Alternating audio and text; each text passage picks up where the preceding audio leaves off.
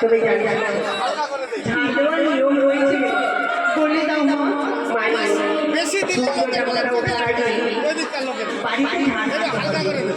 সূর্য দেবতা যদি উঠে যায় তারপর যদি বাড়িতে ঝাড় দেয়, সেই ঝাড় দেওয়া হলো সূর্য দেবতাকে স্বয়ং মারি। সন্ধ্যা যখন হবে, সন্ধ্যাবেলা সন্ধ্যা প্রদীপ জ্বালিয়ে ঘরের চারিদিকে আরতি দেখাবে। আর কি করবে জানো? কি করবো? যখন তুমি শ্বশুর বাড়িতে যাবে সর্বপ্রথমে দেখবে সকলের সাথে নরম ব্যবহার করবে। ওই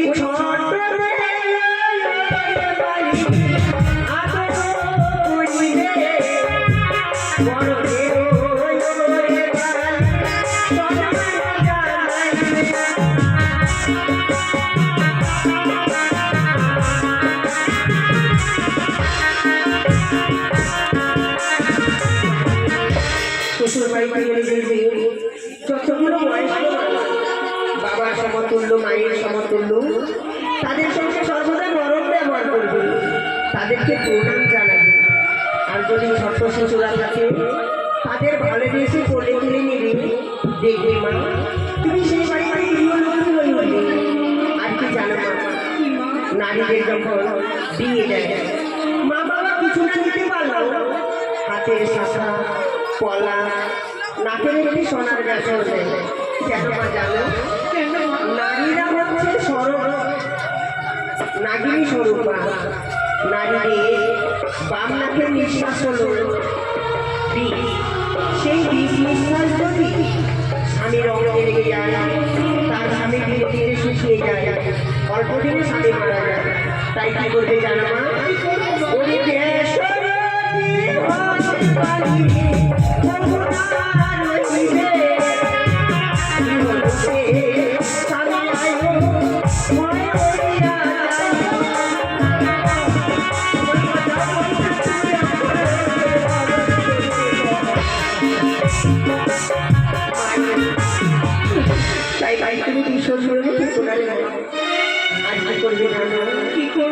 বাড়িতে অনেক গৃহবধূরা কর্মশ্রমিকদের বস্ত্র ত্যাগ করে বস্ত্র দিয়ে সহায় পায় না।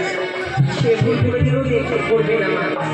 সেই বাড়িতে যদি লক্ষ্মী আসে, লক্ষ্মী এসে যদি দেখতে বাড়ির লক্ষ্মী বস্ত্র জীবনে রয়েছে, সেই বাড়িতে কোনোদিনও সুখ হতে পারে না। সেই বাড়ির লক্ষ্মী ছেড়ে চলে যায়। তাই কি করবে মা জানো? ওরে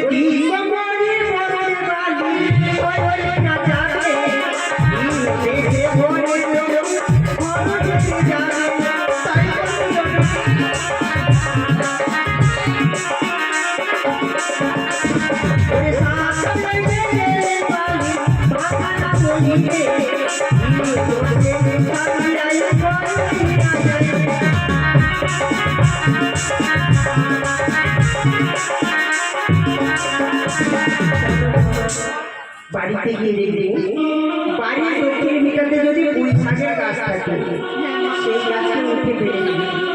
যে বাড়িতে দক্ষিণ দিকে পুঁই শাকের গাছ থাকে তাদের স্বামী স্ত্রীতে কোনোদিনও মিল থাকে না। স্বামী স্ত্রীর মন সর্বদা দূরে থাকে। বাড়ি অষ্টমঙ্গলার দিনটি তাদের যখন আনতে পাঠাবো, আরো আমি কথা কিছু শিখিয়ে দেবো। আমি একমাত্র কন্যাকে আপনাদের হাতে অর্পণ করলাম।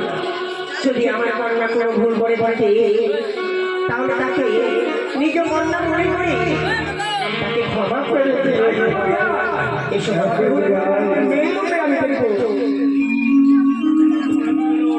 তাই আমার মেয়েকে শুনতে দিবে না। ও আলো করে